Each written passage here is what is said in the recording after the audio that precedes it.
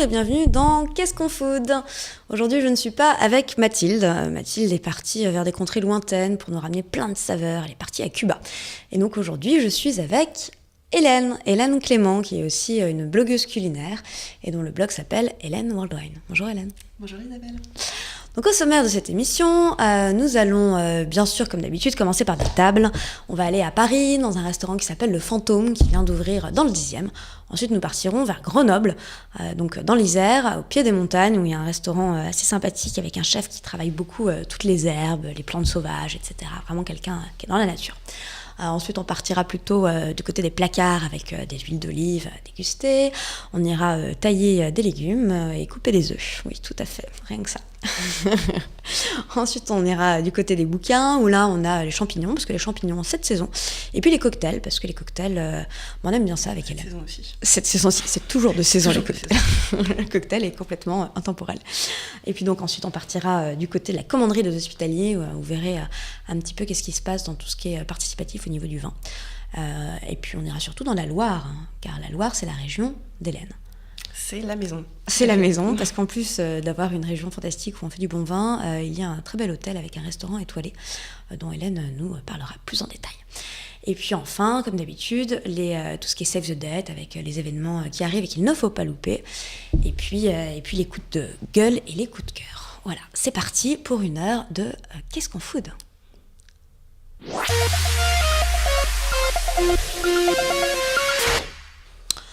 Alors, pour commencer donc en direct de la table, les restaurants, les nouveaux restaurants qui viennent d'ouvrir. Ou pas d'ailleurs, parce qu'à Grenoble ça vient pas d'ouvrir, mais c'est intéressant quand même. Donc dans le 10e, un restaurant qui s'appelle Le Fantôme. Le Fantôme, en as-tu parlé, toi ? En as-tu entendu parler, Hélène ? Oui, un petit peu. C'est la clique du Baron, c'est ça ? Tout à fait, c'est la clique du Baron. La clique du Baron, on le connaît pour leur fameux club, juste à côté des Champs, un club assez select. Très VIP, quand tu arrives à y rentrer, t'es content. Et là, en fait, ils viennent d'ouvrir un restaurant rue de Paradis dans le 10e, qui s'appelle donc Le Fantôme. Et Le Fantôme, il y a un côté très rétro, en mode on est des grands enfants et on veut pas grandir, parce que en fait, au Fantôme, il y a plein de jeux d'arcade, flipper, et puis aussi, donc on a vu un truc pour jouer au foot là, un baby-foot, voilà. Donc, c'est un espace qui est ouvert toute la journée. Donc, comme ça, on voit très moderne, assez branchouille, avec ce petit côté rétro-cantine, où en fait, on peut commander des assiettes assez simples. Ça va être des salades, ça va être des parts de pizza. Ce qui va faire que ce lieu est vraiment sympa, c'est que donc il est ouvert toute la journée. Qu'on peut donc y manger des petites choses sympathiques, mais surtout que bientôt il va y avoir un club qui va ouvrir juste en dessous, un deuxième club, et donc qui sera ouvert jusqu'à 5h du mat. Et le gros avantage, c'est que quand on va en boîte, souvent, on a faim. Toujours. On a toujours faim. On a faim en sortant, on a faim pendant, enfin bref, c'est un peu l'horreur. Et là, le restaurant restera ouvert non-stop. Donc ça veut dire qu'on pourra remonter du club juste au restaurant qui sera au-dessus pour aller déguster une part de pizza. Et en plus, les parts de pizza sont vachement bonnes. On peut redescendre danser après. Et après, on peut redescendre danser. Une fois qu'on a pris les parts, on redescend. Donc, c'est rue de Paradis, au numéro 36 très exactement. Pour les prix, c'est environ 12 € la salade et 5-6 € la paire de pizza. Et nous vous invitons à aller voir la page Facebook qui s'appelle Le Fantôme. Voilà. Deuxième restaurant, qui cette fois est à Grenoble, qui donc s'appelle le Fantin-Latour. Est-ce que tu es déjà allé à Grenoble ? Pas du tout. Pas du tout. Et bien si tu vas à Grenoble un jour, il faut aller au Fantin-Latour. Le Fantin-Latour est un restaurant qui est tenu par le chef Stéphane Froidevaux, qui est un ancien de chez Marc Vera. Encore un, oui. Il y a quand même beaucoup des émules de Marc Vera. Et ce qu'on aime en fait, c'est chez ces chefs-là, qui en sortent, qu'ils ont un rapport avec la nature très particulier. Ils utilisent beaucoup d'herbes, beaucoup de plantes sauvages, etc. Et donc là, on voit quelques plats, c'est assez sympathique ce qu'il fait. On peut avoir notamment des plats comme du foie gras de canard poêlé avec des pétales de choux de Bruxelles, de la lotte à la verticale, donc on l'a vu avec l'espèce de bonbon, enrobé d'amandes éclatées et de poudre de genièvre sauvage. Donc ça, c'est un grand classique de la maison. Et puis un carré d'agneau cuit sur les écorces de mélèze. Voilà, donc c'est vraiment une cuisine proche du terroir, proche de sa région qui est l'Isère, qui est donc très très personnel, je dirais. Enfin, c'est pas le genre de cuisine que tu vois partout. Mais ce que j'adore surtout dans ce lieu, c'est pas seulement la cuisine, c'est particulièrement le cadre. Parce qu'en fait, c'est un espèce d'hôtel particulier avec un grand jardin, voilà, on le voit là. C'est magnifique. C'est juste superbe. T'as même pas l'impression d'être à Grenoble, en fait. T'es même plus au milieu de la ville, t'es juste dans un petit hôtel particulier. Dans un petit jardin. Complètement. Et c'est juste, ça me rappelle un peu chez toi d'ailleurs, dans la Loire. Et donc le jardin est superbe et c'est vraiment le bon plan l'été. L'été où là, on est bien l'été indien, parce qu'il fait quand même vachement chaud en ce moment, je trouve. Donc voilà, donc le Fantin-Latour, c'est à Grenoble. L'adresse, c'est 1 rue du Général de Bélier. Les menus du gastro sont entre 40 et 82 €. Et au déjeuner, le restaurant n'est pas gastro, c'est une brasserie qui s'appelle le 1836, où là, on mange donc une cuisine qui appartient aussi à Stéphane, mais qui est peut-être plus simple, voilà, plus quotidienne, mais toujours aussi réussie, toujours aussi savoureuse. Et donc là où pour le coup les plats les menus sont entre 23 et 28 €. Voilà.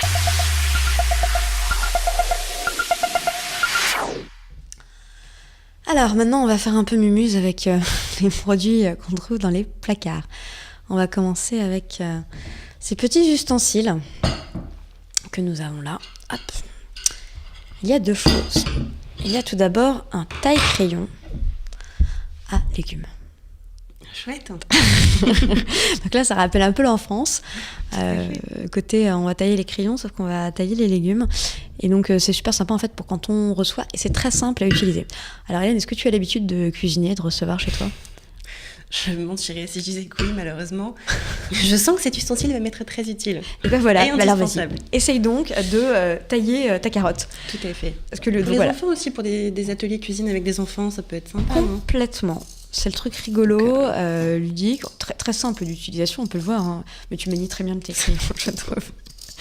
Et donc ça, c'est un petit objet qu'on peut trouver chez Culinarion.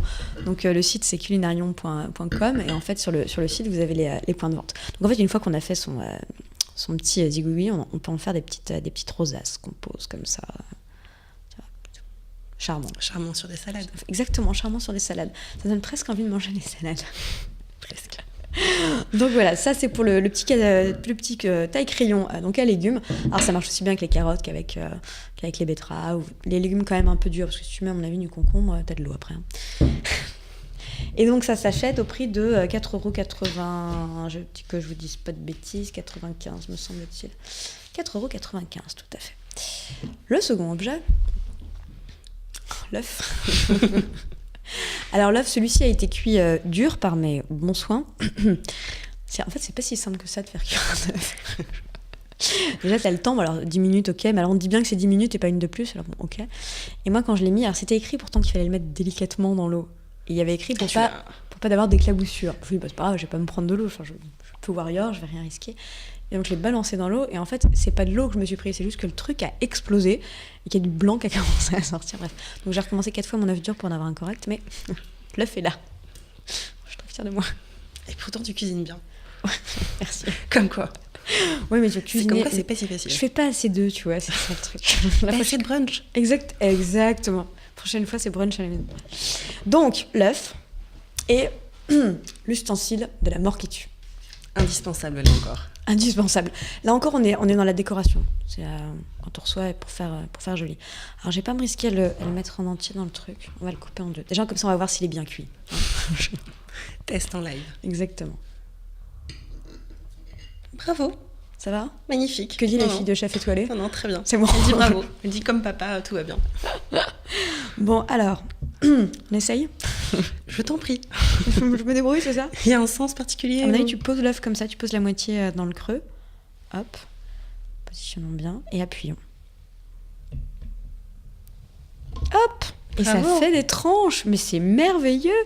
Parfait pour les salades de tomates. Mais voilà. Donc avec ça, vous avez de quoi faire de super salades hyper originales, jolies. Et c'est bête, mais que ça soit la rosace ou ça, c'est rigolo pour les enfants, aussi bien pour cuisiner que pour manger ensuite, pour manger des choses qu'ils n'aiment pas forcément à la base. Alors, je vais essayer de pas faire tomber l'œuf. Hop. Voilà. Oh là là, qu'est-ce que c'est. La présentation joue beaucoup pour les enfants. Ah bah oui. Pour leur faire manger plein de choses. Tu as des enfants, Hélène ? Point encore. je suis très pressée de leur faire des œufs. Tu garderas le taille-crayon. Oui, bien sûr. Je l'offrirai à la naissance de ton premier enfant. S'il te plaît. Donc, voilà pour ces petits objets. Donc le deuxième, le coupe-œuf, se trouve aussi sur le site de culinarion.com. Et celui-ci, pour le coup, est au prix de 17,90 €. Vous avez tous les points de vente sur culinarion.com parce que ça ne vend pas en ligne, il faut aller en boutique. Ensuite, nous avons des huiles. Nous avons des huiles et nous avons du pain, parce qu'on va les goûter quand même. Faut pas rigoler quand même. Donc ces huiles viennent, c'est quoi la marque? Olive & Co. Olive & Co. Donc ce sont des huiles. Déjà moi j'adore le conditionnement. Je sais pas ce que t'en penses, mais c'est très joli. Donc là on en a deux sortes parce qu'en fait l'huile on connaît pas assez. On pense juste que toutes les huiles sont pareilles, mais pas du tout. Il y a plein d'huiles différentes. Il y a des millésimes, c'est en fonction de la région, c'est en fonction du producteur, voilà, elles sont jamais la même chose. Je sais pas comment t'aimes tes huiles, toi Hélène? Sur une salade encore, une petite salade de tomates avec des œufs tranchés. Tu veux qu'on essaye l'huile sur les œufs? Une autre fois, mais avec un petit peu de basilic et c'est réglé. Ah ouais, c'est vrai, ce qui est simple et bon. Et donc là on a deux sortes. Et en fait, qui viennent de deux régions différentes. On a le verger d'Italie et le verger d'Espagne, parce que ce sont deux pays producteurs d'huile, mais qui manifestement ne font pas les mêmes produits. Et donc, on va vous dire quelles sont les différences, puisque nous allons déguster en live les huiles. Alors, j'en mets un petit peu dans l'assiette, et puis... hop. Alors, on commence avec... L'italienne. Tiens, un peu de pain. Et allons-y. Test live.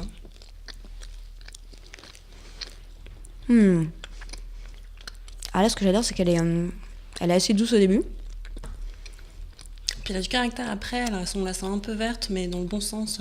Exactement, il y a de l'amertume, c'est vert, mais c'est équilibré, c'est bon. J'aime bien parce que justement, c'est long. Ça, c'est vraiment l'huile parfaite pour assaisonner les choses les plus simples, pour faire ressortir les goûts. Mais elle a du caractère. C'est pas pour les gens qui aiment les huiles très fruitées ou trop douces.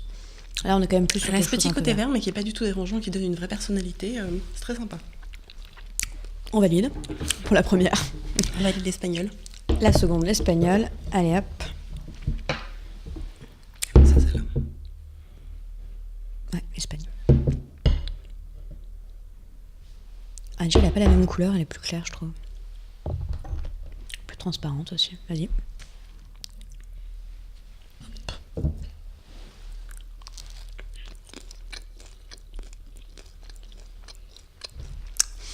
Là, on voit que c'est pas les mêmes pays. Elle est plus discrète. C'est plus l'huile d'olive comme on la connaît. Ouais. Elle a une jolie, avec de jolis arômes. Très douce, très ronde, presque onctueuse. C'est pas du tout la même utilisation. Je dirais que la première, on va vraiment la mettre pour relever des plats. C'est des crudités, ce genre de choses. Ouais. Alors que la seconde peut s'utiliser plus peut-être sur des pâtes avec déjà cuisinées avec une sauce ou sur un carpaccio de Saint-Jacques, quelque chose comme ça, peut-être des mets plus délicats. Bon, en tout cas, franchement, jolie découverte. On valide. On valide complètement, elles sont super bonnes. Donc ça s'appelle Olive & Co. Il y a un site internet qui s'appelle olive-co.com. Vous pouvez donc les acheter dans les points de vente Olive Co. Et je vais vous retrouver le prix parce que les prix de l'huile c'est important aussi. Toc. Alors, elles sont toutes les deux au prix de 9,50 le bidon de 500 ml. Voilà. Donc n'hésitez pas, si vous aimez l'huile d'olive et si vous aimez assaisonner vos plats, celles-là sont top. Alors après ces petits délices, nous allons partir sur le côté du jambon. Donc l'Espagne, là aussi, plus l'huile, mais le jambon. Et nous allons aller à la rencontre du fondateur de Chef Market. Parce qu'on connaît tous le jambon. Tu aimes le jambon cru ? Bien sûr. Le bellota, bien entendu. Mais finalement, le bellota, on ne sait pas trop ce que c'est. Donc le Chef Market, en fait, c'est une société qui travaille avec les restaurateurs pour importer des produits d'exception d'Espagne. Et donc il va nous présenter un petit peu dans un premier temps l'activité Chef Market et puis ensuite il va nous expliquer qu'est-ce que c'est le fameux bellota. Allez, on est parti. C'est bon ? Chef Market est né au départ d'une envie de commercialiser sur le marché français des produits espagnols de très grande qualité et un peu en partant du constat qu'il y avait une très mauvaise communication autour des produits espagnols. Et donc, l'idée même, au départ, c'était de créer un pont entre des producteurs qui font un travail exceptionnel et des chefs qui n'ont pas nécessairement le temps d'aller rendre visite à l'ensemble de leurs fournisseurs, producteurs, etc. Nous, on a une partie en fait de notre bureau qui est basée en France et qui diffuse les produits qu'on recherche en Espagne. L'autre partie qui est basée en Espagne et qui fait un travail sur le terrain absolument fantastique de recherche auprès de producteurs, fournisseurs en Espagne. D'une part pour trouver des produits qui soient des niches. Il y a des pépites dans notre catalogue. Je parlais de vinaigre de Xérès, mais que ce soit en port ibérique, on arrive à trouver des choses qui sont absolument fantastiques. Et ça, on ne peut le faire que parce qu'on est très proche des fournisseurs, à savoir qu'on définit avec eux des cahiers des charges très stricts. On est capable de trier la marchandise qu'on choisit et donc, in fine, de faire du sur-mesure aujourd'hui pour des chefs de cuisine en demande de produits qui se différencient du reste pour leur saveur, pour leur persillé, pour leur originalité, etc. etc. Et en 4 ans, on va dire en commençant d'abord sur le port ibérique, puis en développant une gamme de produits d'une manière générale, en s'orientant vers tout ce qui est bon et qui vient d'Espagne, on a réussi dans chaque catégorie de produits à trouver des produits qui se distinguent du lot par leur qualité. Donc on voit que Chef Market c'est vraiment pointu, leurs produits sont vraiment exceptionnels et les plus grands chefs étoilés travaillent avec eux. Bon, très honnêtement la spécialité c'est quand même leur jambon Bellota et donc justement on va l'écouter nous expliquer qu'est-ce que c'est le Bellota parce que c'est pas si simple qu'on le croit. Ok, alors qu'est-ce qui fait donc qu'un jambon Bellota est un jambon si exceptionnel ? En fait, dans l'ibérique, il y a plusieurs choses à distinguer. 75% du travail est fait au moment de l'élevage du cochon, sachant que au moment de l'élevage, il y a plusieurs choses à regarder. D'une part, la génétique du cochon ibérique, sachant qu'on accepte des croisements en fait dans l'ibérique, ce qui fait de la génétique quelque chose de très important, puisque plus on tend vers le pur, plus on se retrouve avec des jambons qui caractérisent l'ibérique ensuite.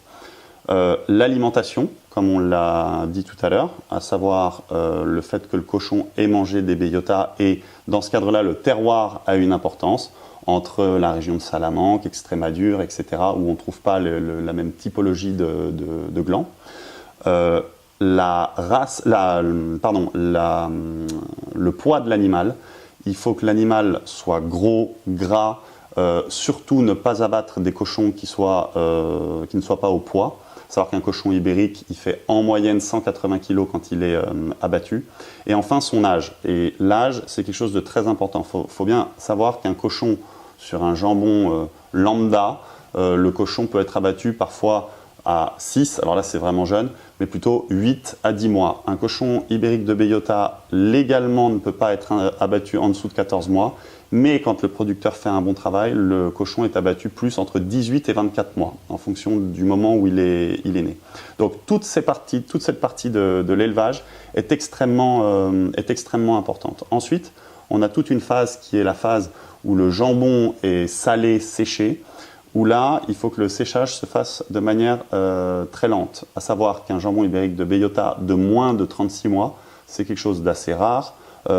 Tout simplement parce que le jambon est tellement gras qu'il lui faut du temps pour sécher. Le séchage est complètement naturel, il faut laisser faire le temps et donc il faut minimum effectivement 36 mois, parfois un peu plus, sachant qu'il y a encore une chose très, très importante à savoir, souvent on base la qualité du jambon sur c'est un 36 mois, c'est un 48, c'est pas nécessairement un gage de qualité. Plus le jambon est gros au départ, plus il va avoir besoin de temps pour s'affiner. Mais ça ne veut pas dire qu'un jambon qui a 3 ans va être forcément moins bon qu'un jambon qui a 4 ans. Ça n'a absolument rien à voir. Donc, on a parlé du cochon, on a parlé de l'affinage. Une chose qui est importante pendant le processus d'alimentation du cochon, on disait tout à l'heure qu'il faut 10 kg de glands par jour pour que le cochon prenne 1 kg. Et ça dure 3 mois. Donc imaginez la quantité qu'il faut de glands pour nourrir un cochon, c'est absolument énorme, si bien que pour faire un jambon ibérique de Bellota qualitatif, il faut compter 2 hectares de terre par cochon. Donc un élevage de 80 cochons, en moyenne ce qu'on peut trouver, ça peut faire 160 hectares pour pouvoir élever le cochon. En définitive, le cochon qui a une génétique particulière ibérique fait que la viande a un goût très particulier. Ce cochon, on l'élève longtemps, ce qui fait que cette viande se parfume avec l'âge. Donc à peu près 1 an et demi, 2 ans de vie du cochon. Le jambon qui est affiné, séché pendant minimum 36 mois, fait que les cochons qui vont être abattus en 2014 seront consommés en fait, sous forme de jambon qu'en 2019. C'est ce qui explique le prix du produit au départ. Et enfin, la Bellota, sur laquelle il faut des terrains immenses pour élever les cochons. Tout ça, ça a un prix, mais il y a une réelle valeur ajoutée dans l'assiette au moment où on le mange. C'est-à-dire qu'aujourd'hui, il n'y a pas d'équivalence sur un produit comme le jambon ibérique de Bellota quand il est bien fait. On a un fondant qui est exceptionnel. Les graisses de la Bellota fait que la fusion de la graisse, la graisse fond à très basse température. C'est ce qui fait qu'en bouche, on développe des arômes et des saveurs absolument fantastiques. Le goût même de la Bellota fait que ça tend sur la noisette. Bref, ça en fait un produit unique qui est très très dur à réaliser au départ et très coûteux, ce qui explique le coût du jambon qui est très élevé évidemment. Bah, ça donne envie. Qu'est-ce que j'aime le jambon cru. Moi aussi. Bon, on se ferait bien une petite assiette de jambon cru avec un petit trait d'huile d'olive, pourquoi pas, pour pousser le vis jusqu'au bout. Rester dans le thème Italie, Espagne. Exactement. Là, on va partir sur un thème de saison. Tout à Les fait. champignons. Avec évidemment Waouh. Régis Marcon. Régis Marcon. Est-ce que tu peux nous expliquer qui c'est, Régis Marcon ? Oui, c'est un chef étoilé qui est spécialiste des champignons. Tout à fait. C'est un chef étoilé qu'on vous recommande Très d'ailleurs cool. parce que son restaurant est absolument superbe. Et donc il a sorti ce très bel ouvrage qui s'appelle Champignons. 65 champignons, 104 gestes techniques, 100 recettes, l'épicerie fine, édition La Martinière. Alors pourquoi on présente ce bouquin ? Parce que c'est un ouvrage qui est juste superbe. Nous allons l'ouvrir. Hop. Alors, les champignons, c'est beaucoup plus riche que ce qu'on imagine. Il y en a des milliers, peut-être pas s'enflammer, mais il y a énormément d'espèces. Donc, il n'y a pas seulement trompette de la mort ou la morille. Et donc là, ce qui est génial, c'est qu'il nous présente tous les champignons. Avec à chaque fois le nom scientifique, le nom latin, le machin, la photo, la saison, caractéristiques, comestibilité. Donc, on voit aussi ceux qui ne sont pas comestibles. Hein, et spécificité. Donc, c'est-à-dire, spécificité, c'est le petit conseil du chef qu'on aime bien avoir. Genre, ça, Hélène, elle a l'habitude avec son papa, mais moi, j'aimerais bien avoir un chef à domicile qui me donne des petits conseils. Donc là, il met « Je conseille une cuisson longue, il en devient ainsi plus digeste. Ce champignon est souvent cuisiné à la crème. » Et nous sommes sur la morille blanche. Voilà, donc on a toutes les fiches des champignons, puis après, on a des recettes. Waouh. Galettes de céréales. C'est magnifique, ça. C'est très beau, parce qu'il y a toutes les couleurs, etc. Donc c'est un très beau livre. Si vous aimez vraiment les champignons et cette saison, mangez de saison, s'il vous plaît. Faites-nous plaisir. Mangez de saison. Et puis allez en ramasser dans les campagnes et dans les forêts. Allez en ramasser dans les forêts. Alors il y a plusieurs techniques pour ramasser les champignons. Je sais pas, parce que j'imagine que ton papa ramasse les champignons. Oui. Voilà. Ma mère aussi a une moindre échelle. Et alors c'est la guerre, les coins à champignons. Tout à fait. Ça ne des se endroits partage secrets.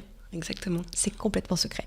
Et donc, alors moi, la dernière fois, je lis dans un magazine que quand on va chasser le champignon, il faut les ramasser dans un panier en osier, parce que comme ça ne les abîme pas.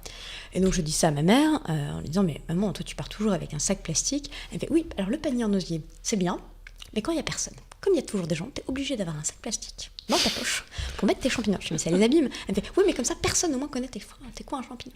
Je trouve ça hyper vicieux en fait. Ah non, c'est tactique. Bref, donc allez ramasser des champignons et offrez-vous ce bel ouvrage, Tête champignon, dingue, pour tester des nouvelles recettes aux champignons, parce qu'il y a plein de façons de les faire, il n'y a pas seulement en carpaccio ou en salade ou juste revenu à l'ail et au persil. On peut même faire des macarons en cèpe, c'est pas beau la vie. Ça, c'est délicieux. Ah ouais, t'as déjà goûté? Oui, c'est pas mal. Et c'est un maître S champignon, on peut vraiment lui faire confiance. Ouais. Très belle recette et toujours des conseils avisés. Bon, macarons en cèpe, je mettrais bien un peu de foie gras aussi avec les macarons en cèpe. Donc voilà, Régis Marcon, champignons, aux éditions La Martinière à 45 €. Ensuite, Et comme les cocktails, c'est toujours de saison. Je voulais vous parler d'un endroit qu'on aime beaucoup toutes les deux, que pas mal de monde doit connaître, mais quand même, qui s'appelle le Forum, tout à fait. place de la Madeleine, dirigé par la famille Biolato depuis à peu près 80 ans, Ah ouais, quand même. est-ce que c'est peut-être le plus c'est vieux de le- Paris? Non, après le Harris Bar.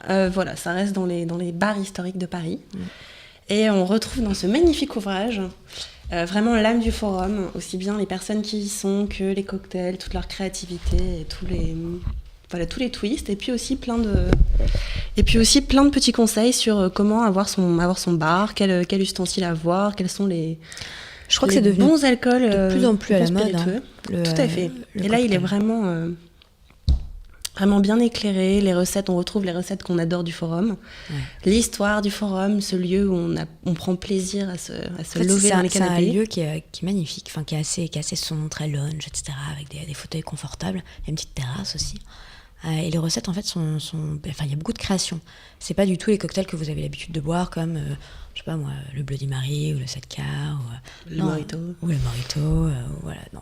C'est des choses vraiment plus évoluées, des choses qu'on attend moins dans des bars à cocktails, vraiment des créations originales. Donc voilà, si vous intéressez à l'art de la mixologie et si vous commencez un petit peu à faire mumus chez vous, déjà premièrement, allez goûter les cocktails du Forum. Évidemment. Vous prendrez une bonne claque dans la gueule parce que ça c'est pas des cocktails qu'on a l'habitude de boire. Les alcools utilisés sont vraiment dingues. Et puis offrez-vous Cocktails by le Forum, édition chaîne, au prix de 19,90 €. Et ben maintenant qu'on a fouillé les étagères, les placards, on va aller glouter un petit peu. Tout à fait. C'est parti, on glougloute.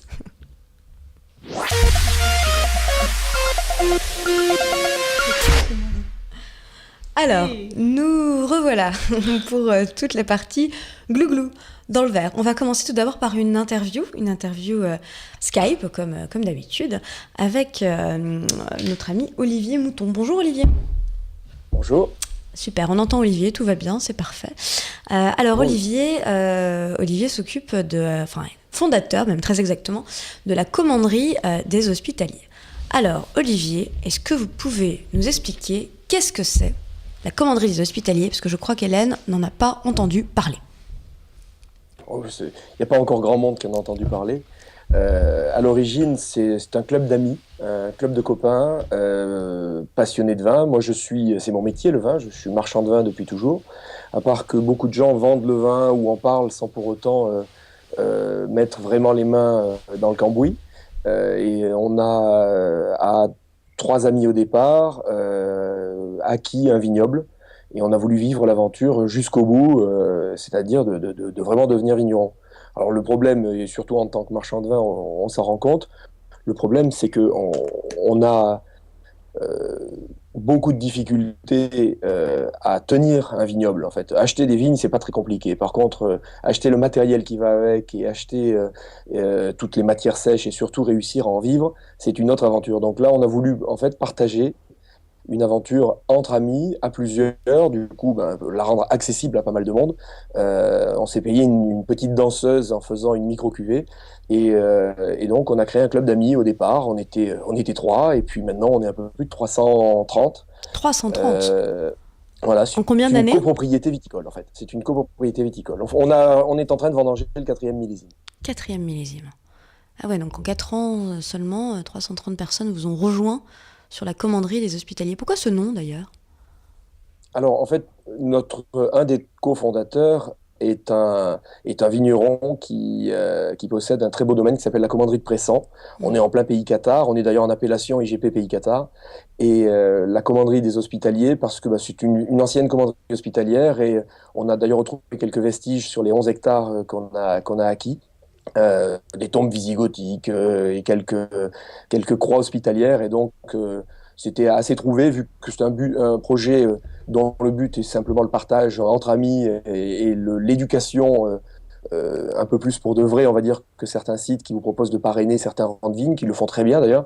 Nous, on demande aux gens de rentrer dedans et de venir vraiment aider, de participer entièrement d'un bout à l'autre à l'élaboration d'une cuvée, de la vigne surtout, jusqu'à la bouteille. Et donc la partie hospitalière aussi, parce que étant un projet fun, on a tous nos travaux à côté. L'idée est quand même de soutenir une association qui nous tient à cœur, qui s'appelle Autisme Espoir vers l'école. Et donc, pour l'instant, ça génère pas de profit, mais on soutient quand même déjà l'association. Et le jour où profit il y aura, ils sont reversés à cette association basée dans le 92 qui soutient les enfants autistes et leurs familles. Ah, d'accord, parce qu'en fait, alors comment ça se passe? Les commandeurs, c'est ça, ceux qui veulent devenir commandeurs. C'est-à-dire si Hélène ou moi, demain, on décide de vous rejoindre, comment ça se passe? Comment ça se passe? En fait, il y a un parrainage qui doit se faire c'est-à-dire que vu qu'après, on est tous associés dans la même entreprise, on choisit quand même le plus scrupuleusement possible les gens qui rentrent. Oui. Alors, on passe des tests? Oui, non, on fait pas de test ni de prise de sang, heureusement d'ailleurs. Mais en fait, l'idée c'est que, étant tous associés, il faut que ce soit des gens qui aient bien compris l'idée, le concept, les droits et les devoirs, parce que le vin n'est disponible. On a fait vraiment une cuvée qui nous plaisait. On a fait une micro cuvée. La cuvée n'est pas disponible à la vente. Elle n'est disponible que pour les actionnaires.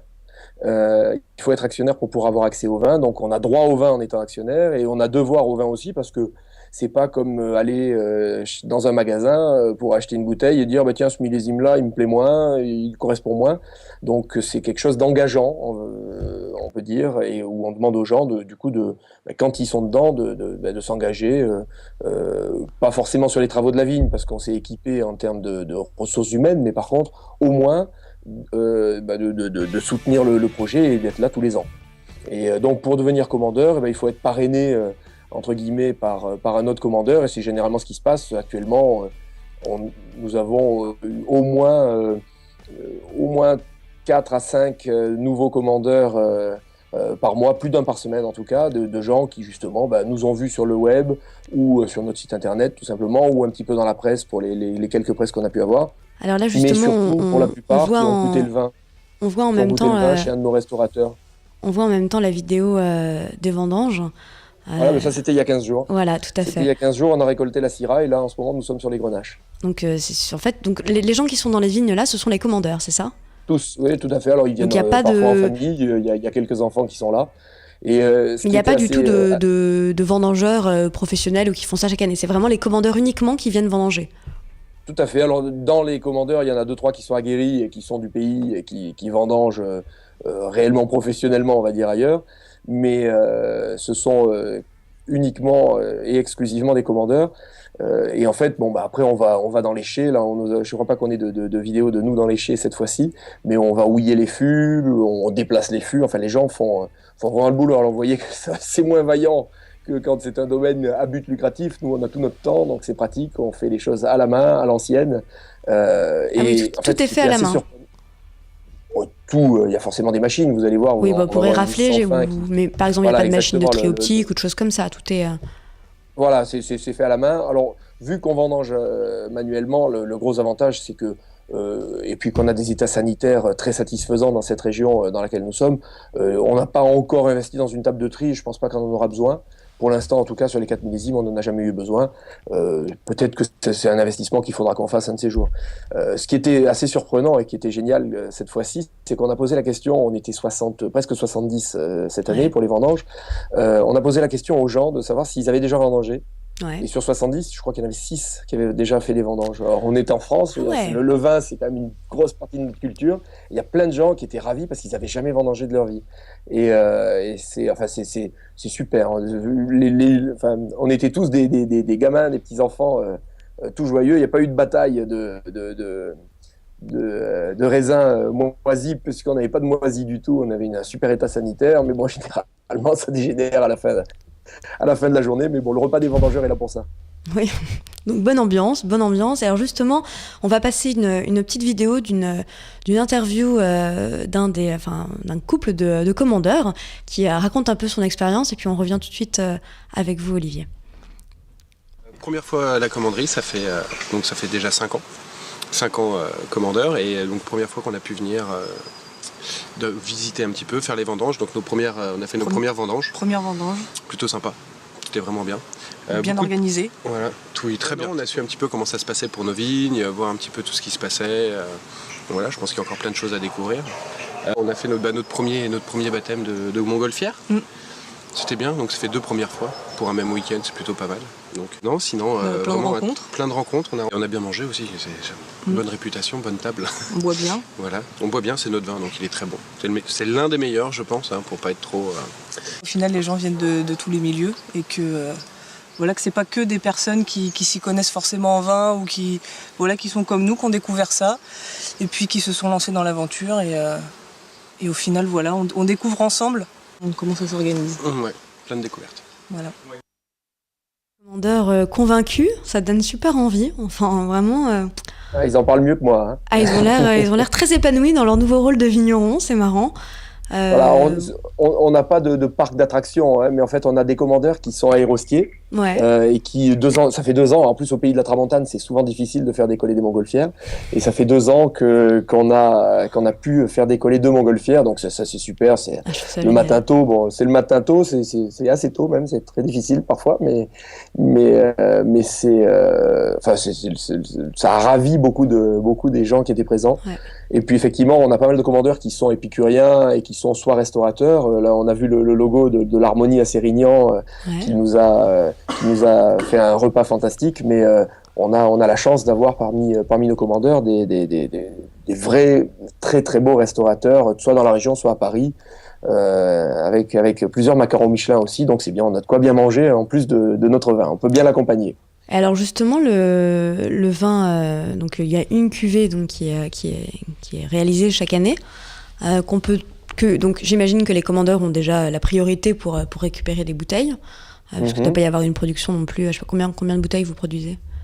En équivalent bouteille 75, on est dans les 21 000 bouteilles cette année. Voilà, donc déjà pour les commandeurs.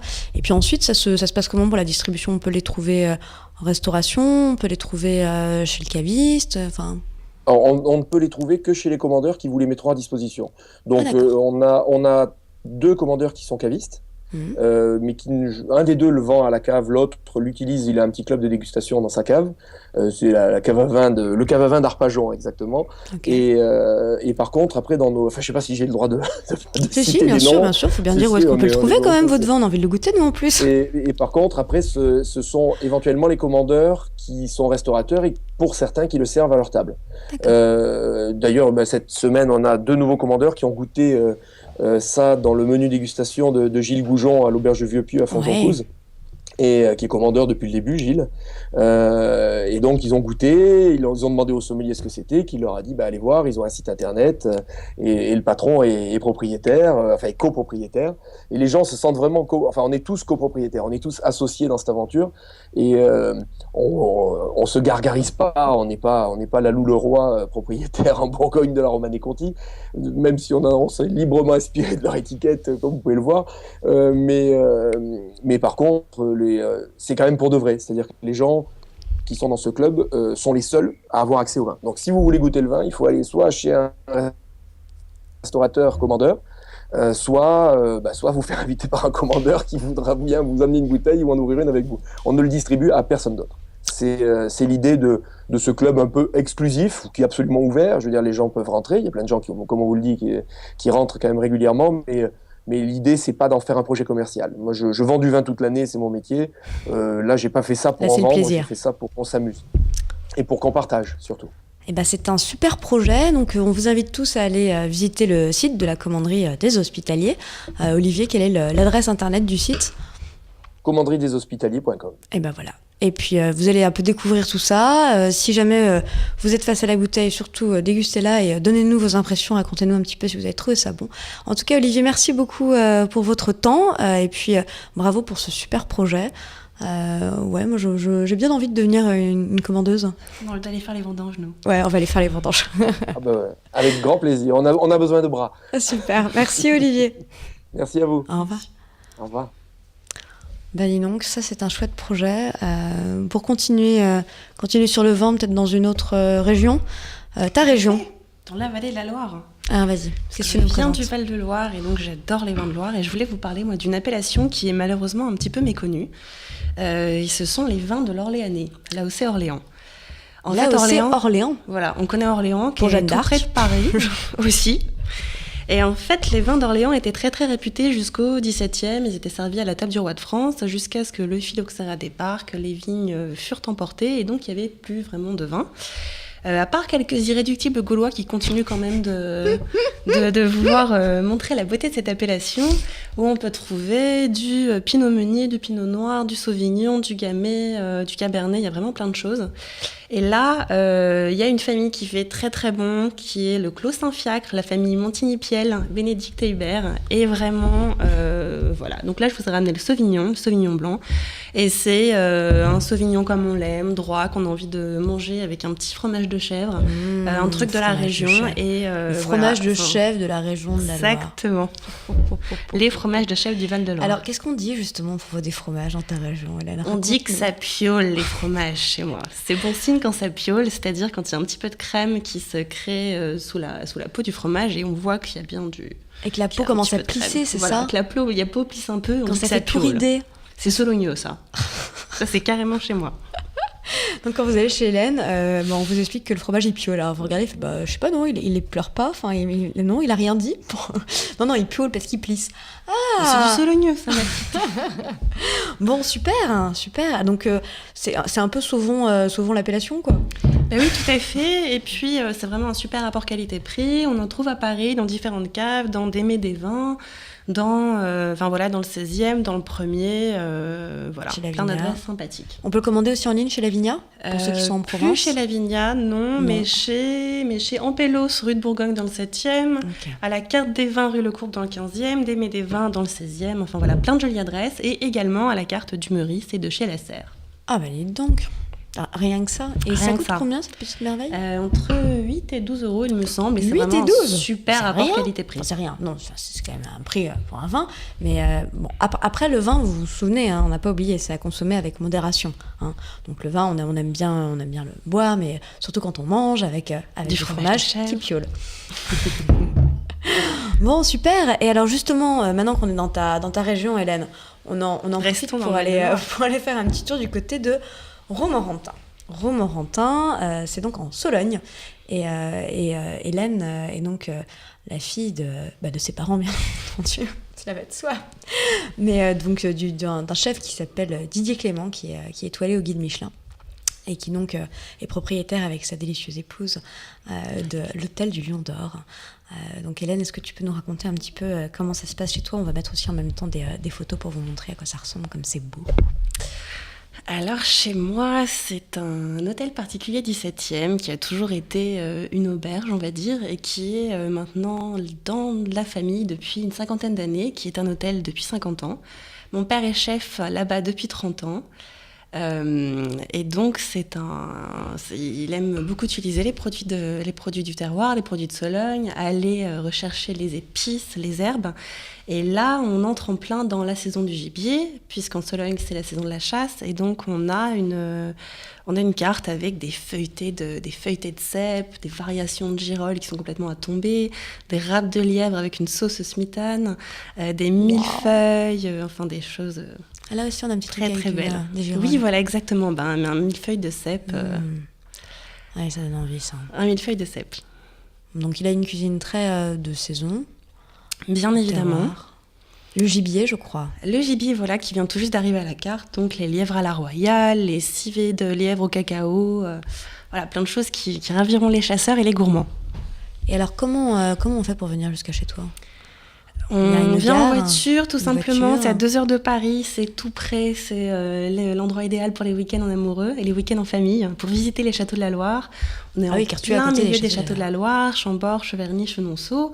On peut également goûter les vins de Loire, aller goûter les fromages de chèvre, faire des petits périples comme ça. Enfin, il y a plein de Parce choses. que la vraiment fantastique maman d'Hélène qui est donc à la réception de l'hôtel, puisque donc c'est un hôtel-restaurant, il y a aussi des chambres où vous pouvez dormir et les chambres sont juste superbes. Donc ce fera un plaisir de vous faire découvrir la région et de vous orienter vers justement les vignerons. Ah oui, alors très important, le papa d'Hélène fait son pain. On a vu une photo juste avant. Non, Tous les matins. C'est bête, mais c'est très important de le dire parce que des chefs étoilés qui aujourd'hui prennent le temps de faire leur propre pain. Moi, je trouve ça juste magique. Et tous les matins, il n'y a que lui qui le fait. Il n'y a que lui qui a le droit de faire le pain. Oui. Il est têtu là-dessus. Et son pain est évidemment délicieux parce qu'en plus, Divin. il fait avec des graines différentes, avec des herbes. Il y en avait au cumin, il y en avait... Tout à fait, avec des graines pour le pain de campagne. Voilà, pain de campagne. Alors ça, c'est le petit déjeuner le lendemain, si vous dormez. Les viennoiseries pas également le faites petit maison. déjeuner. Les viennoiseries faites maison. Mais je crois que c'est le meilleur croissant que j'ai mangé toute ma vie. Beurré, mais voilà. Beurré, ça c'est sûr, mais waouh. Il y avait aussi une petite tartelette aux pommes. Avec une frangipane en dessous, c'est c'est- péché mignon c'est- de ma très chère mère et moi. Bref, donc l'hôtel du Lion d'Or à Romorantin, donc le restaurant comme l'hôtel.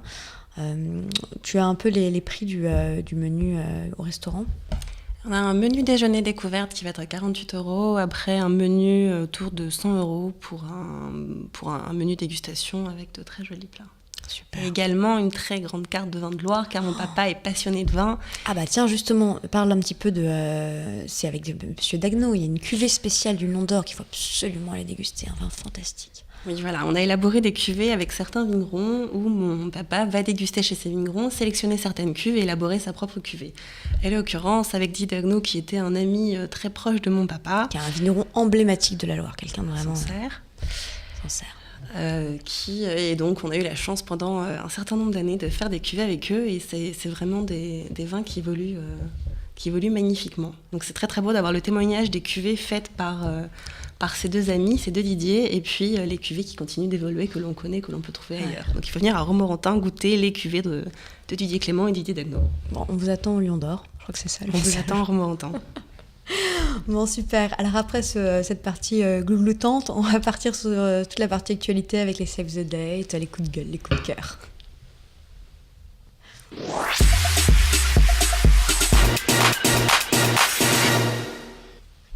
Quel jour on est ?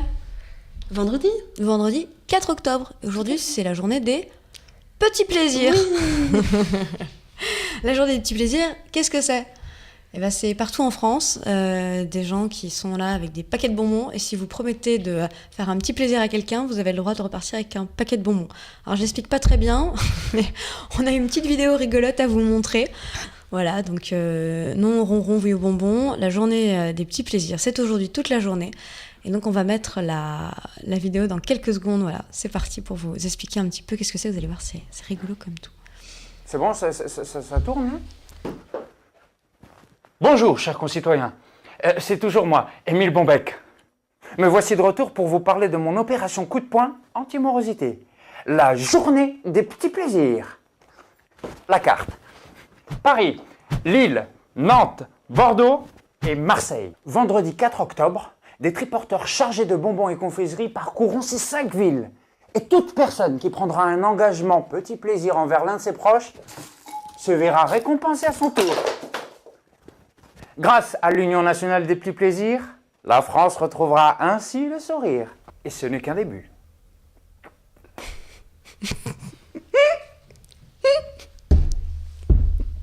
Ah, je suis méga fan de Lyon des petits plaisirs et la journée des petits plaisirs. Je trouve ça super rigolo comme idée, super sympa. Bon, on continue sur les bonnes nouvelles, les actualités. Alors, de quoi tu vas nous parler ? On va continuer avec les chefs, avec une association qui, moi, me tient à cœur, dont vous avez peut-être entendu parler, qui s'appelle Les Grandes Tables du Monde. Les Grandes Tables du Monde, c'est une association d'amis, de chefs que vous connaissez tous, qui sont des chefs 2-3 étoiles du monde entier. Je pense qui a été fondée en 54 par la Maison Lasserre, par Taïwan. Les noms m'échappent. De très grands noms et qui militent en quelque sorte pour la sauvegarde de cet art de vivre, de ce savoir-faire si particulier, de cette excellence du service.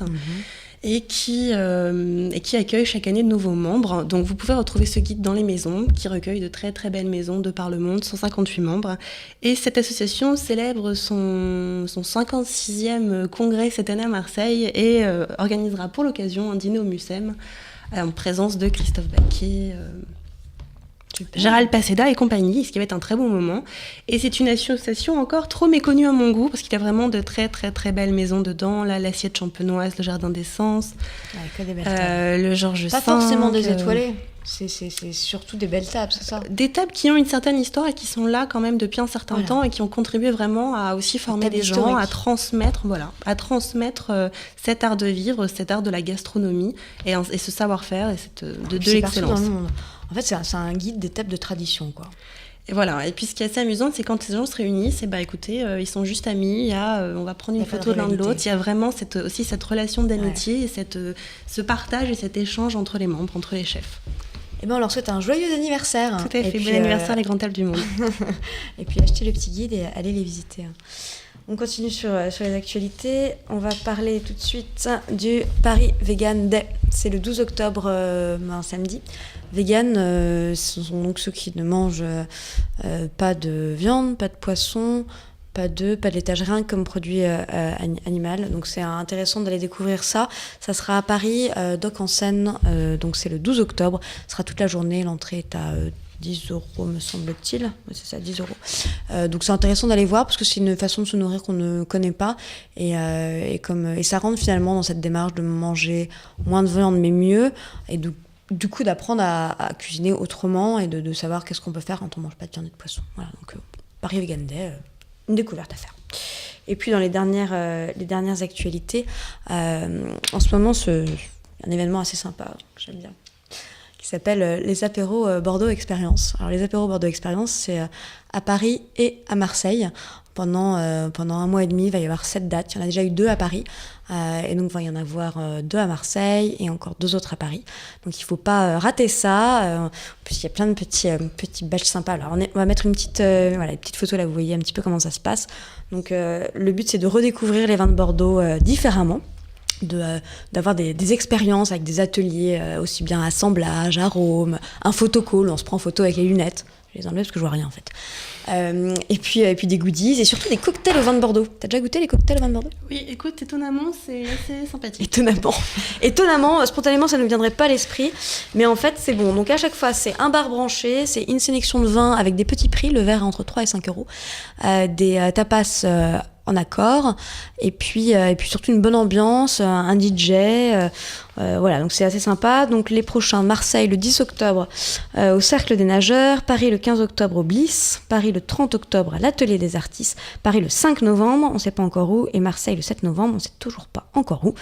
Vous retrouvez toutes les infos sur le site bordeaux-expérience.fr, et on va mettre une petite vidéo, je crois, pour vous montrer un petit peu la vidéo. Non, on n'a pas de vidéo, mais comme on vous avait montré les lunettes, c'est tout aussi cool, je trouve, que la vidéo, donc on va se passer de vidéo. Hein. Puis on va enchaîner sur la suite, parce que c'est pas tout ça, mais l'heure tourne. Donc, on va passer au coup de cœur et au coup de gueule. Coup de cœur, c'est Michalak. Michalak qui a donc fait masterclass, qui a ouvert donc rue du Faubourg Poissonnière, 60 rue du Faubourg Poissonnière. Donc il y a 2 types de masterclass. Tu as des masterclass de 3 heures, 2 heures, et des masterclass de 3 heures. Donc le but, c'est donc d'apprendre à cuisiner avec Michalak, de choper un peu toutes ces techniques de chef pâtissier. On n'arrive peut-être pas à choper sa sexy attitude, mais on arrive à choper ses tours de main. Ça peut jouer pour la suite. Ça peut jouer pour la suite. Donc là, on va mettre une petite vidéo pour vous montrer le lieu. Donc voilà, ça c'est de dehors, c'est un jour, c'est super beau. Donc en fait, les ateliers se passent, ça va être entre 6 et 12 personnes, ça coûte 120 €. Et c'est aussi, ça fait atelier, donc on va voir qu'il y a les 2 espaces pour prendre des cours, mais ça fait aussi un peu boutique. Chaque jour, on a 2-3 créations qui sont proposées, des Michalakries, hein, enfin des spécialités ses créations. Il fait des trucs très créatifs, vous voyez, c'est coloré, avec la cuillère à emporter dans le pot, c'est rigolo. Voilà, c'est très Michalak, ça. Et donc, ce qui est sympa dans les cours, c'est que on vous remet un petit kit que je suis en train de déballer en même temps. Donc, dans la petite enveloppe brandée Michalak avec le M. Alors, le M, vous voyez, un peu comme ça, là, qui ressemble un peu à un électrogramme, qui est donc, on le voit là aussi sur la pochette qui est devant moi.